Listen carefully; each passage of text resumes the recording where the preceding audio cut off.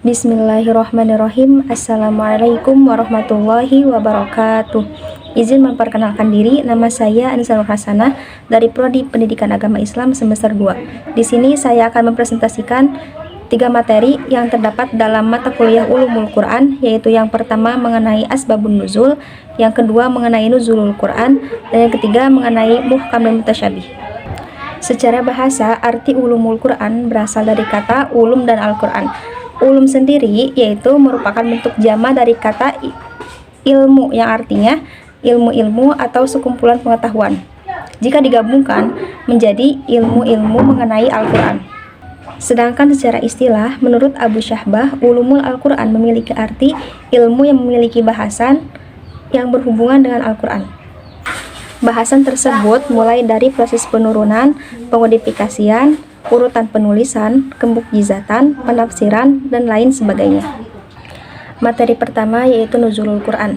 Nuzulul Quran merupakan peristiwa turunnya Al-Quran kepada Nabi Muhammad SAW, yang mana sebagai wahyu pertama yang diterima oleh Nabi Muhammad dan dengan dimulainya kenabian Rasulullah SAW. Secara bahasa, Nuzulul Quran berasal dari 2 kata yaitu Nuzulul dan Quran.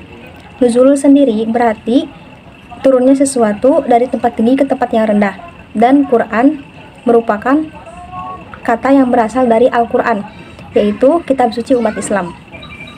Oleh karena itu, dapat disimpulkan bahwa Nuzulul Al-Quran berarti turunnya Al-Quran dari tempat tinggi yaitu Lauhil Mahfuz ke tempat yang rendah yaitu bumi. Turunnya Al-Quran diperantarai oleh malaikat Jibril. Pada hari itu, tanggal 17 Ramadan, Nabi Muhammad SAW berusia 40 tahun yang sedang menyendiri di Gua Hiro. Lalu datanglah sosok besar menghampirinya. Sosok itu adalah Nabi Jibril. Nabi Muhammad pun sangat terkejut dan ketakutan melihat malaikat Jibril. Setelah itu, malaikat Jibril memeluk Rasulullah dan mengatakan, "Iqra" sebanyak 3 kali, yang artinya bacalah. Rasulullah yang sedang ketakutan pun menjawab, "Aku belum mengenal bacaan." Kemudian malaikat Jibril melanjutkan surat Al-Alaq ayat 1-5 tersebut. Dan surat Al-Alaq ini pun menjadi wahyu pertama dan surat pertama dalam Al-Quran yang disampaikan kepada Nabi Muhammad. Al-Quran diturunkan secara berangsur-angsur selama 22 tahun, 2 bulan, 22 hari yang dijadikan sebagai pedoman untuk manusia. Yang kedua adalah Asbabun Nuzul. Asbabun Nuzul adalah kejadian atau peristiwa yang melatar belakangi turunnya Al-Quran dalam rangka menjelaskan, menjawab, dan menyelesaikan masalah-masalah yang muncul dari kejadian tersebut. Berdasarkan jumlah sebab dan ayat yang turun, Asbabun Nuzul dibagi menjadi 2 bagian, yaitu yang pertama Ta'addud al-Ashab wa al-Nazil wahid. Adalah beberapa sebab yang hanya melatar belakangi turunnya satu ayat atau wahyu. Dalam hal ini, wahyu bertujuan untuk menanggapi beberapa peristiwa atau sebab. Contohnya dalam surat Al-Ikhlas ayat 1-4. A'udzubillahi minasyaitonirrajim. Bismillahirrahmanirrahim. Qul huwallahu ahad, Allahus shomad, lam yalid wa lam yulad wa lam yakul lahu kufuwan ahad. Ayat-ayat tersebut diturunkan sebagai tanggapan terhadap orang-orang musyrik Mekah sebelum Rasulullah hijrah, dan ayat tersebut juga diturunkan kepada ahli kitab yang ditemukan di Madinah setelah Rasulullah hijrah. Yang kedua adalah Ta'addud an-Nazil wa al-Asbab wahid, adalah satu sebab yang melatar belakangi beberapa ayat. Contohnya terdapat pada surat Ad-Dukhan ayat 10, 15, dan 16. Allah Subhanahu wa Ta'ala berfirman, Bismillahirrahmanirrahim.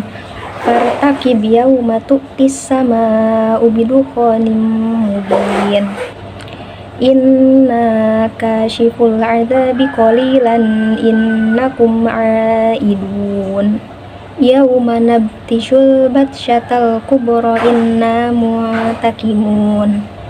Asbabun Nuzul ketiga ayat tersebut terjadi pada saat kaum kafir Quraisy berdosa terhadap Nabi Muhammad SAW, dan Nabi Muhammad berdoa kepada Allah agar diberikan kelaparan terhadap kaum Quraisy tersebut. Maka Allah menurunkan kelaparan pada kaum Quraisy dan menurunkan surat Ad-Dukhan ayat 10. Yang ketiga adalah muhkam dan mutasyabih. Muhkam berasal dari kata ihkam yang artinya sesama atau kejelasan. Secara terminologi, muhkam adalah ayat-ayat yang jelas maknanya, yang tidak memerlukan keterangan dari ayat-ayat lain. Contoh surat Al-Baqarah ayat 83. Bismillahirrahmanirrahim. Wa idh akhadna mitsaqa bani Israila la ta'buduna illallaha wa bil walidaini ihsana wa dzil qurba wal yatama wal masakin wa qulu lin-nasi husna wa aqimus sholata wa atuz zakah. Tsumma tawallaitum illa qalilan minkum wa antum mu'ridun. Mutasyabih secara bahasa berasal dari kata tasyabuh yang artinya kesamaan atau kesamaran. Secara istilah, mutasyabih adalah ayat-ayat yang belum jelas maknanya, yang memerlukan keterangan, atau hanya Allah yang mengetahui maksud dari ayat tersebut. Contohnya adalah surat Toha ayat 5. Bismillahirrahmanirrahim. Ar-Rahmanu 'ala arsyistawa. Hikmahnya adalah dalam memahami Al-Quran, kita harus memperhatikan kedua jenis ayat tersebut, yang mana ayat muhkam adalah ayat yang jelas maknanya, sedangkan ayat mutasyabih adalah ayat yang belum jelas maknanya, yang harus digali secara mendalam. Cukup sekian presentasi yang dapat saya sampaikan mengenai mata kuliah Ulumul Quran.